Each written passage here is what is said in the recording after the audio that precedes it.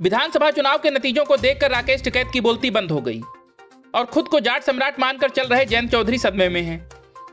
वजह यह है कि जाट मुस्लिम बहुल पश्चिमी उत्तर प्रदेश में जिस गठजोड़ का ख्याली पुलाव अखिलेश यादव, जयंत चौधरी और राकेश टिकैत पका रहे थे, वह पुलाव पका ही नहीं और बुलडोजर बाबा को रोकने में वे नाकामयाब साबित हुए।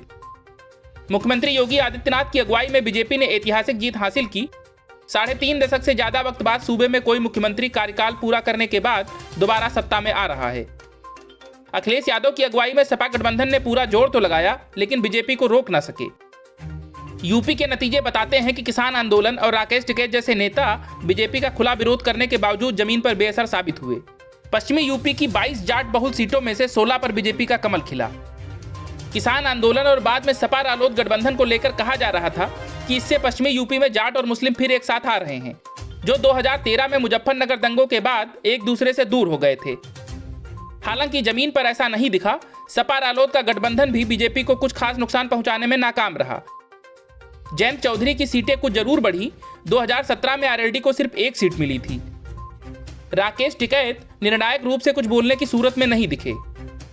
उनके पास इस प्रश्न का कोई जवाब नहीं था कि आखिर किसानों के दबदबे वाले पश्चिमी उत्तर प्रदेश में बीजेपी को बढ़त कैसे मिल गई, खासकर तब जब समाजवादी पार्टी और राष्ट्रीय लोक दल ने मिलकर चुनाव लड़ा है।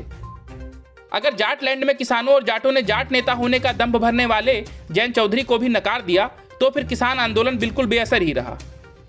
96 मुस्लिम बहुल सीटों में से 55 पर बीजेपी बढ़त बनाने में कामयाब रही। दरअसल मुस्लिम समुदाय के बारे में माना जाता है कि ये परंपरागत रूप से बीजेपी के विरोध में वोट करते हैं। बसपा और कुछ सीटों पर असुद्दीन ओवैसी की पार्टी भी मैदान में थी, लेकिन नतीजे बता रहे हैं कि मुस्लिम वोटरों को लुभाने में ये दोनों ही दल नाकाम हुए। मुस्लिम वोटरों का एकमुश्त वोट सपा गठबंधन के खाते में गया।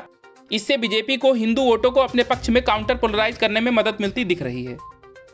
अयोध्या में राम मंदिर को भी भुनाने में बीजेपी कामयाब हुई। यूपी की दलित बहुल 190 सीटों में से 122 पर बीजेपी को बढ़त है। इसी तरह जाटो मुस्लिम बहुल 75 सीटों में से 44 पर बीजेपी बढ़त बनाने में कामयाब रही। कुर्मी बहुल 19 में से 14 बीजेपी के खाते में रही।